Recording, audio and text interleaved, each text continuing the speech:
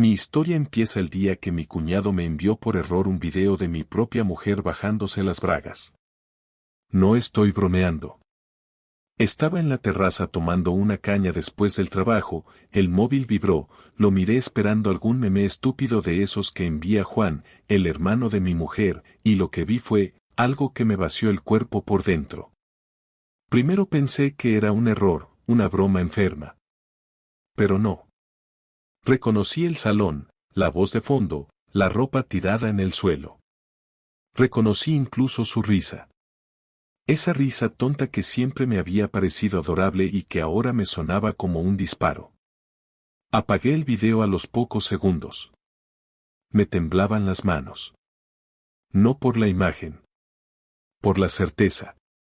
Ese fue el momento exacto en el que supe que mi vida, tal como la conocía, había terminado. No hubo gritos. No hubo lágrimas. Solo una calma rara, como la de un campo después de una explosión. La peor parte no fue la infidelidad.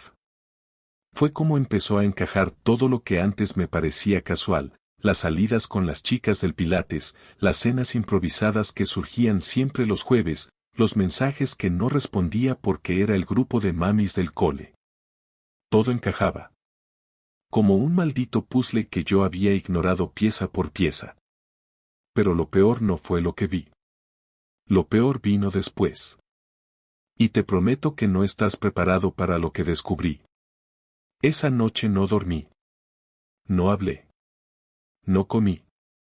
Solo estuve ahí sentado, en la cocina, con la pantalla del móvil bloqueada pero con el video todavía dándome vueltas en la cabeza como si lo hubiese visto cientos de veces, aunque en realidad no pasé de los primeros 10 segundos.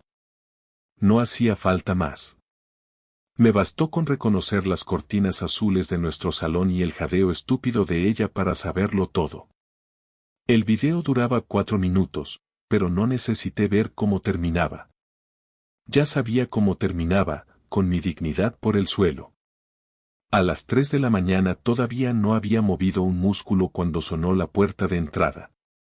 Escuché el ruido de las llaves, la puerta abriéndose despacio como si ella supiera que estaba en casa.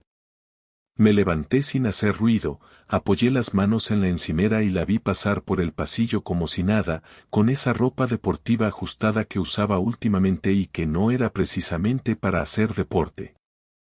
Caminaba como si fuera una adolescente después de colarse en una fiesta, con esa mezcla de seguridad y nerviosismo mal disimulado. No me vio. Se metió directamente al baño. Esperé. Escuché el agua corriendo, aunque no había ducha. Lavarse la cara, tal vez. O simplemente mirarse al espejo y preguntarse cómo era posible que aún no la hubiese descubierto. Cuando salió, estaba más tranquila. No me vio hasta que encendí la luz. ¿Dónde estabas?, pregunté sin moverme del sitio. Se sobresaltó. Puso cara de susto, luego de sorpresa, después de incomodidad, y por último, de esa sonrisa falsa que siempre usaba cuando sabía que había hecho algo que no podía justificar pero tampoco quería admitir. ¿Qué haces despierto? ¿Te pasa algo? ¿Dónde estabas, Patricia? ¿Cómo que dónde estaba? En lo de Laura, como te dije. Cenamos, hablamos, nada raro. Lo dijo con una seguridad tan exagerada que resultaba ofensiva. Como si yo fuera idiota. Como si no tuviera en el bolsillo la prueba de que había estado follando con alguien, probablemente alguien de su propia familia, en nuestra casa. Juan me mandó un video, dije sin quitarle los ojos de encima. Y entonces lo vi. El momento exacto en el que la cara se le desfiguró. No por sorpresa, no porque no supiera de qué video hablaba, sino porque entendió que, por primera vez en años, yo sabía algo que ella no podía controlar. Por primera vez, ella no tenía el control de la narrativa. ¿Qué video? ¿De qué estás hablando? La voz le temblaba. Intentaba mantener la compostura, pero se le escapaban los ojos hacia el suelo, hacia la cocina, hacia cualquier lugar menos hacia mí. No juegues conmigo, Patricia. El video donde te bajas las bragas en el salón. Ese video. Se quedó en silencio. Ni un segundo, ni dos. 10. 15. 20. No respondió. Ni siquiera intentó mentir. Bajó la cabeza como una niña a la que acaban de pillar robando algo del supermercado. Fue un error. No sé cómo pasó. No quería. ¿No querías qué? ¿Que lo viera? ¿Que lo supiera? ¿O no querías que Juan te grabara? No fue Juan, dijo en voz baja, como si eso cambiara algo. Fue Víctor.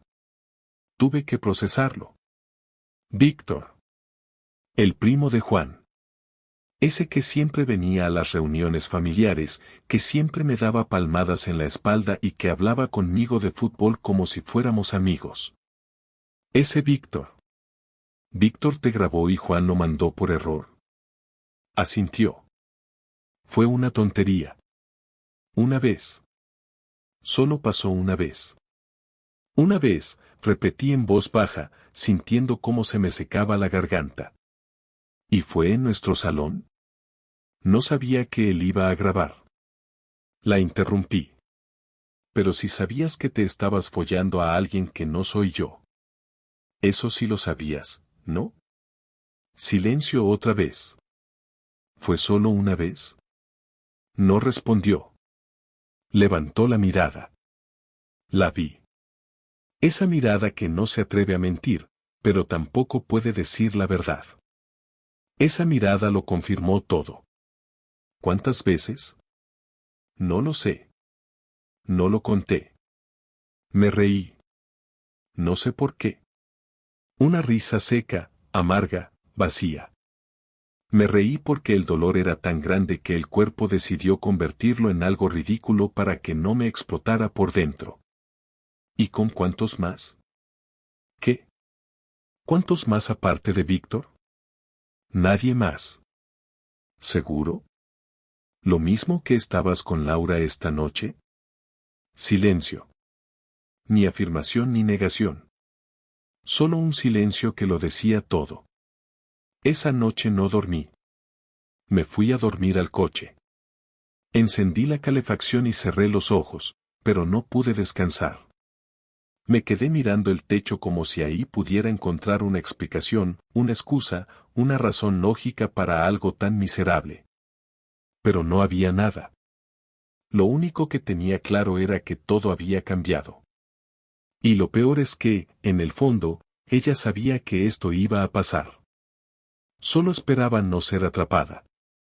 Y ahora que la había atrapado, lo que venía después ya no era sorpresa.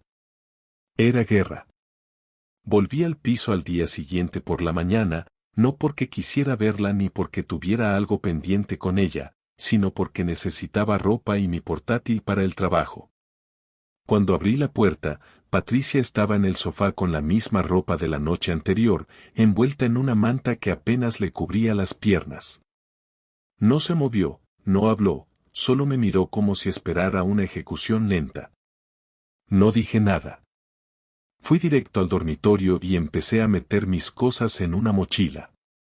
¿Te vas?, preguntó, con esa voz bajita que pone cuando quiere manipularme emocionalmente, como si fuera una víctima de algo que ella misma provocó. Estoy cogiendo lo mío, le respondí sin levantar la voz, pero sin esconder el asco que me provocaba su presencia. Sergio, por favor, ¿podemos hablar? ¿Hablar? ¿Después de follarte a alguien en nuestro salón? ¿Después de que tu primo me mandara un video que parece sacado de una puta página porno? ¿Ahora quieres hablar? No gritaba, pero cada palabra le pegaba como una bofetada. Ella se cubrió más con la manta, como si eso pudiera protegerla de lo que venía. No tienes ni idea de lo que ha sido para mí todo esto. Ilumíname. Cuéntame qué tan duro fue ser infiel. No es tan simple. ¿Tú crees que me importa si fue complicado o no? ¿Crees que me interesa saber si te sentías sola, frustrada o aburrida? ¿Sabes cuántas veces me sentí como una sombra en esta casa y jamás se me ocurrió meterme a nadie en la cama? No fue así. ¿No fue así? ¿Entonces qué fue? ¿Un acto espiritual? ¿Una terapia alternativa? Víctor me escuchaba. Me hablaba. Me hacía sentir viva. ¿Y yo qué hacía? ¿Te ignoraba? ¿Te insultaba? ¿Te pegaba? Porque si me vas a vender que esto fue por atención emocional, más te vale traer algo mejor que ese argumento barato. Se levantó del sofá y se acercó con los ojos llorosos. Nunca había sentido tanto desprecio por alguien en mi vida. Quiso tocarme el brazo, pero di un paso atrás. Ni se te ocurra, le dije con los dientes apretados. No tengo el más mínimo interés en tus lágrimas. Sergio, lo arruiné, lo sé. Pero de verdad quiero que me escuches. No quiero que esto se acabe así. ¿Así cómo? ¿Con la verdad por delante? ¿Conmigo sabiendo que llevas meses engañándome mientras yo cuidaba de Claudia y tú decías que estabas en Pilates? No fueron meses. ¿Ah, no? ¿Cuánto fue entonces? ¿Semanas? ¿Días? Dímelo con exactitud. Se quedó callada. ¿Ves? Ni siquiera tienes el valor de decirme la verdad cuando ya todo está claro. No estás arrepentida. Estás jodida porque te pillé. No me enamoré de él. ¿Y qué coño me importa eso? No hace falta amar a alguien para traicionar a otro. Lo que hiciste no requiere amor, requiere egoísmo. Se le quebró la voz. Sé que no tengo derecho a pedirte nada, pero al menos quiero que me escuches. Tienes razón. No tienes derecho. Y lo que quieres no me interesa. Esto no se arregla con disculpas ni con promesas. Ya no hay vuelta atrás. Ella empezó a sollozar, pero no era un llanto real. Era ese tipo de llanto desesperado, de quien está perdiendo el control y no sabe cómo recuperarlo. ¿Te protegiste al menos? ¿Qué? ¿Usaste condón? Sergio. ¿Sí o no? Sí. Bien. Al menos eso. Porque si me hubieras puesto en riesgo, ni siquiera estaríamos hablando ahora. Fui al armario, saqué más ropa, una caja con documentos y un par de cosas personales. Claudia estaba en casa de mi madre ese fin de semana, y eso me daba algo de margen para no meterla aún en este infierno. ¿Qué vas a hacer? Voy a hacer lo que debería haber hecho hace meses, vivir mi vida sin tener que mirar a alguien que me traicionó en mi propia casa. ¿Vas a dejarme así? ¿Así cómo? ¿Con una cama cómoda, una nevera llena y un amante que te escucha? Sergio, no quiero que esto termine así. Entonces no lo hubieras empezado. Cerré la mochila, tomé las llaves del coche y salí por la puerta. No se lo grité. No rompí nada. No le tiré los platos. No hice ninguna escena. Solo me fui, como quien sale de un sitio que ya no significa nada. Y mientras bajaba por las escaleras del portal, me di cuenta de que no había terminado. Esto no era una separación. Era el inicio de algo más. Porque si ella pensaba que su único castigo sería perderme, estaba muy equivocada. Durante los 3 días siguientes me quedé en casa de mi hermano Diego, que me dejó su sofá sin hacer preguntas. Solo me preguntó si estaba bien, y cuando vio mi cara, supo que no debía insistir. Lo primero que hice fue pedir cita con un abogado. No quería discutir todavía con Patricia sobre la custodia ni el piso ni nada. Quería saber qué herramientas tenía y qué consecuencias podía generar todo esto. El abogado fue claro, si tenía pruebas, si podía demostrar la infidelidad, estaba en una posición mucho más ventajosa. Así que eso fue lo siguiente. Recuperé el video. Lo descargué y lo guardé en una carpeta cifrada, junto con capturas de pantalla de los mensajes de Juan, el muy idiota que ni siquiera pidió disculpas. Me mandó otro mensaje unos días después, diciendo que había sido sin querer, que no sabía que ese video estaba en la nube, que no sabía cómo se había enviado. Pero nunca pidió perdón por lo que mostró. Solo por el error. Eso me lo dejó claro. Él no era inocente en esto. Él sabía. Y eso me dio una idea. El domingo, a las 10 de la noche, estacioné frente al piso de Juan. Sabía que estaba ahí porque había una moto negra en la entrada que era de él. No tenía un plan concreto, solo un objetivo, dejar claro que no iba a quedarme callado. Llamé al telefonillo y esperé. Cuando respondió, puse voz tranquila. Soy Sergio. Abre. ¿Qué haces acá? Abre, Juan. Tardó 15 segundos. Subí las escaleras, me abrió la puerta con una cara de nervios que ni intentó disimular. Llevaba una camiseta sin mangas y pantalones de pijama. Olía a porro. ¿Está Víctor? Pregunté. No, no está. Mejor. Entré sin pedir permiso. Me senté en el sofá. Él se quedó de pie como si esperara que lo matara ahí mismo. ¿Sabes qué es lo que más me jode de todo esto? Que no solo sabías lo que estaba pasando, sino que participaste en esa mierda y encima te pensaste que podías borrar tu parte con un fue sin querer. Fue un error. Lo juro. Claro. Un error. Un video de mi mujer follándose a tu primo en mi salón. Un error de clic. Una casualidad tecnológica. Yo no tenía que ver con eso. Solo me llegó. Y lo compartiste. No dijo nada. Lo vi sudar. Juan, esto va a pasar así. No me importa si lo grabaste tú, si solo estabas en el grupo o si te reíste después. No me importa si fue hace una semana o un mes. Lo único que me interesa es que tú vas a contarle a tu tía, tu madre y tu abuela lo que hiciste. Vas a contarle que sabías que Patricia me estaba engañando con Víctor, que lo sabías desde el principio, y que aún así te callaste. ¿Estás loco? No. Estoy harto. Y si tú no lo haces, lo voy a hacer yo. Y les voy a mostrar el video. El original. No recortes. No capturas. El video entero. No puedes hacer eso. ¿Apostamos? Estaba pálido. Se sentó, se frotó la cara y dijo algo que no esperaba. Víctor ya lo hizo antes. ¿Qué? No es la primera. Con otras también. Mujeres casadas. Es como un juego para él. ¿Y tú lo cubres? No sé, yo. Eres basura, Juan. Lo sabes, ¿verdad? No voy a contar nada. Vale. Entonces yo lo haré. Salí del piso sin cerrar la puerta. Bajé las escaleras con una idea clara, la familia de Patricia iba a enterarse. No solo porque me aliviaba. Lo hacía por Claudia.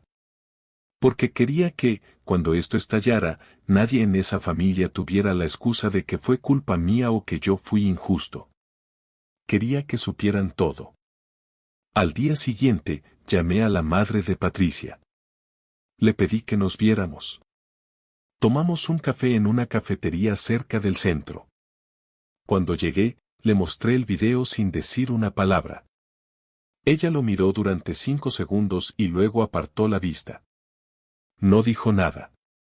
No me preguntó si era real, no defendió a su hija, no intentó suavizarlo. Me miró y solo dijo: ¿Qué piensas hacer? Divorciarme. ¿Y con Claudia? Me quedaré con ella el tiempo que quiera. Pero lo hablaré con Patricia. ¿Puedo pedirte algo? Depende. No se lo enseñes a Claudia. Jamás haría eso. Asintió y se levantó. No terminamos el café. No nos despedimos. Pero sabía que había entendido todo. Que la versión de Patricia ya no tendría valor. Esa misma tarde, envié una copia del video a Víctor con una nota que decía, no hables conmigo. No me busques. No me cruces. La última parte de mi plan fue dejarlo claro también en casa. Volví al piso esa noche y le di a Patricia una carpeta con toda la evidencia que había juntado. Fotos, mensajes, fechas. Todo ordenado. Ella la miró sin abrirla. ¿Esto es una amenaza? No. Es una advertencia. ¿De qué? De que si me vuelves a mentir, todo esto se lo muestro a tu jefe, a tu círculo, a cualquiera. Ella no dijo nada. Y sí, me voy a divorciar. Pero no rápido. Lo vamos a hacer con cada detalle encima de la mesa. Vas a ver qué es tener que explicar cada cosa. No pensé que fueras capaz. Ese fue tu primer error. Y así empezó su caída. Durante una semana completa no nos dirigimos la palabra. Compartíamos techo, pero era como si fuéramos dos inquilinos de paso. Ella dormía en el dormitorio y yo en el sofá, aunque a veces me iba al coche solo para no escuchar cómo respiraba. Claudia se quedaba con mi madre durante ese tiempo, y yo aproveché para ordenar todo con el abogado. No fue un trámite rápido porque decidí que no iba a permitir que nada quedara al azar. Quería asegurarme de que ella no tuviera ninguna salida fácil, ni justificación, ni ese tipo de argumento que usan los culpables para pintar a la otra parte como el agresor emocional. El día que terminé de firmar la parte del papeleo, volví al piso sabiendo que no podía estirar esto más. No porque quisiera evitarla, sino porque necesitaba decirle las cosas con la cara delante, no con intermediarios. Quería poner las cartas sobre la mesa y, sobre todo, dejar claro que no había ningún regreso posible. Ella estaba en la cocina, preparando una taza de té como si nada. Me senté frente a ella, con los papeles en la mano. No los saqué aún. Solo la miré. No dijo nada, pero supe que entendía por qué estaba ahí. No te voy a hacer ningún teatro, dije sin rodeos. Solo quiero que esto termine y que quede claro cómo van a ser las cosas. Está bien, respondió en voz baja. ¿Qué has decidido? He decidido que no te voy a destruir, aunque podría. Podría enviarte el video a tu jefe, a tus compañeros, a tu grupo de pilates, incluso al colegio de Claudia. Pero no lo voy a hacer. No porque lo merezcas, sino porque no quiero que mi hija tenga que vivir con eso. Gracias. No me des las gracias. No lo hago por ti. Lo hago por Claudia. Porque si dependiera solo de lo que hiciste, ahora mismo estarías empaquetando tus cosas con una orden de alejamiento encima. Sé que te fallé. ¿Y qué esperas que diga yo a eso? Gracias por la sinceridad. Ya no me sirve. Lo que digas ahora no tiene ningún valor. Lo que quiero es que entiendas que esto se acabó. No hay perdón. No hay terapia. No hay segunda oportunidad. Ella asintió. Se notaba derrotada, pero aún así conservaba esa expresión de quien no termina de entender que el daño fue definitivo. No por el acto en sí, sino por todo lo que se construyó encima de esa mentira durante meses. Vamos a repartir todo, continué. El piso va a venderse. La mitad para cada uno. No voy a pelear por los muebles ni por las cosas que compramos juntos. Me da igual. Lo que quiero es que el dinero se divida y que cada uno siga su camino. ¿Y Claudia? Ya lo hablé con el abogado. Custodia compartida. Semanas alternas. Nada de juegos. Nada de manipulación. Le vas a decir la verdad, o por lo menos no le vas a mentir. Si me entero de que le inventas una versión donde tú eres la víctima, me vas a ver en un juzgado con pruebas, con fechas, con todo lo que haga falta. Nunca haría eso. Lo hiciste conmigo. Así que no me tranquiliza. Guardó silencio. Se notaba que quería llorar, pero se aguantó. Tal vez porque sabía que ya no quedaba espacio para el perdón, o tal vez porque le daba vergüenza que yo la viera así. ¿Puedo preguntarte algo? Depende. ¿Alguna vez, en este tiempo, pensaste que podía funcionar? Sí. Durante años. Incluso cuando la rutina se volvió pesada, incluso cuando discutíamos por tonterías. Siempre pensé que podía funcionar, que era cuestión de adaptarse, de ceder. Lo que nunca pensé es que ibas a ser tan cobarde de no decirme que querías otra cosa. No lo planeé. Claro que lo planeaste. Toda infidelidad tiene una logística. No es un error espontáneo. Tienes que escribir, quedar, organizar. No me jodas con que no fue planeado. Tenía miedo. Pues elegiste lo más cobarde que podías hacer. No hubo gritos. Ni siquiera hubo tensión física. Solo decepción. Y ese aire cargado que queda cuando alguien termina de caer del pedestal. Le pasé los papeles. Los leyó por encima. No los cuestionó. Firmó sin decir nada. ¿Ya está todo? Preguntó. Sí. Solo falta entregarlo y esperar la resolución. ¿Y después? Después tú harás tu vida y yo la mía. Claudia nos verá por separado y con el tiempo entenderá que esto fue culpa tuya. No porque yo se lo diga, sino porque todo sale. Siempre. Ella tragó saliva. Yo me levanté. No había más que decir. Me da pena que termine así, dijo justo antes de que llegara a la puerta. Me giré. A mí me da pena haber perdido tanto tiempo creyendo en alguien que ni siquiera tuvo la dignidad de decirme la verdad antes de bajarse las bragas para un imbécil. Salí sin cerrar fuerte, sin mirar atrás. No volví a hablarle durante semanas. Lo siguiente sería repartir nuestras cosas, pero ya no había emociones ahí. Solo trámite. Solo una historia que se terminó de la forma más patética posible. La firma definitiva del divorcio fue un martes por la mañana. No llovía, no hacía frío, no pasó nada fuera de lo común. Fue un trámite rápido. El funcionario del registro civil apenas levantó la vista cuando nos pidió los DNI.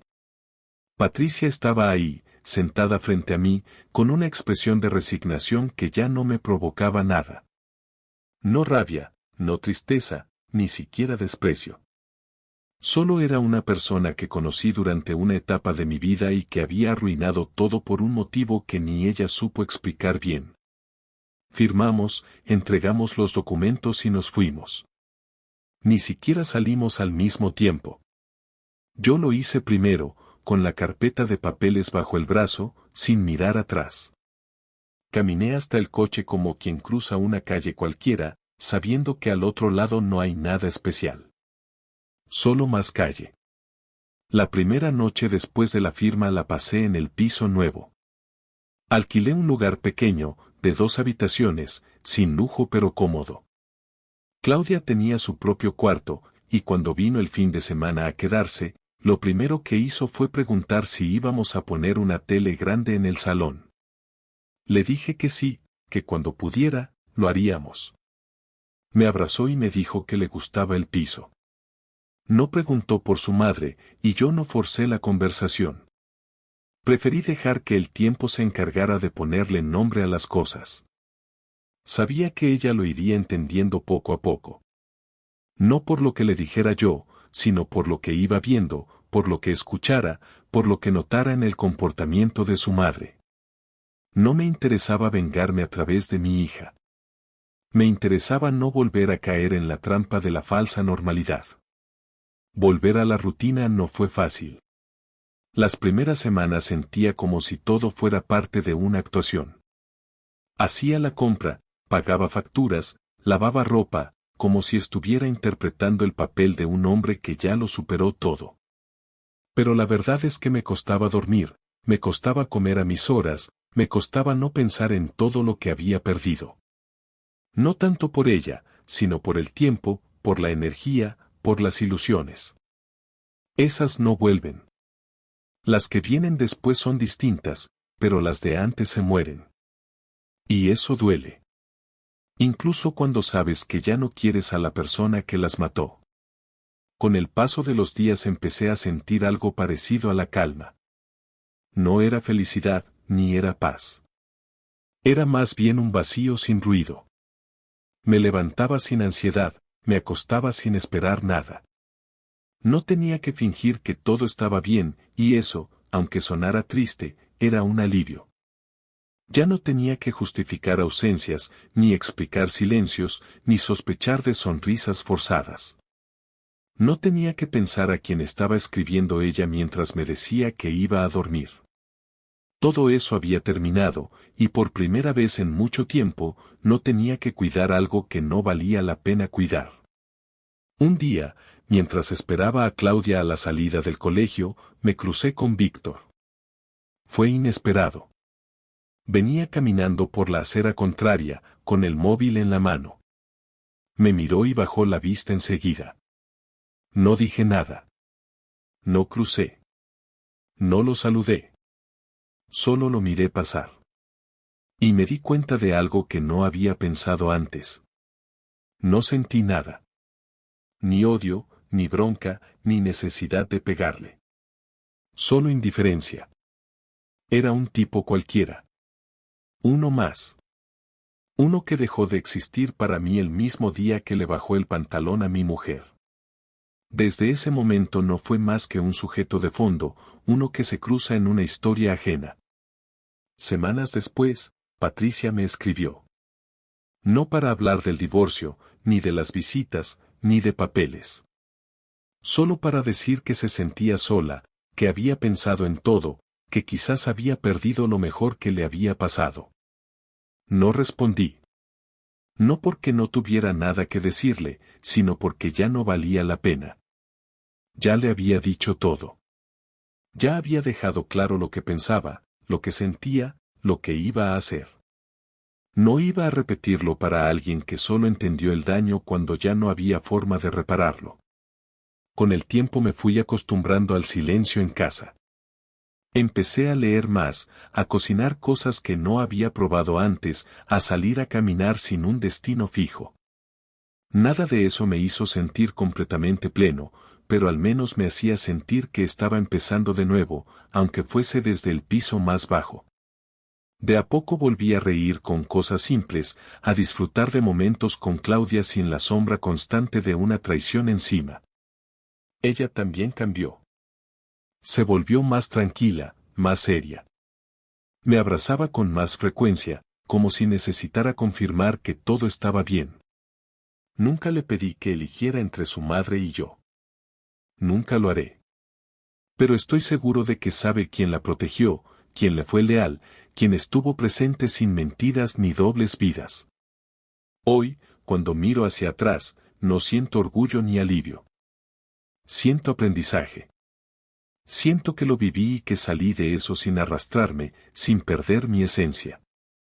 Aprendí a no justificar a nadie, a no tapar evidencias con la excusa del amor, a no quedarme donde ya no hay respeto. No me volví más fuerte.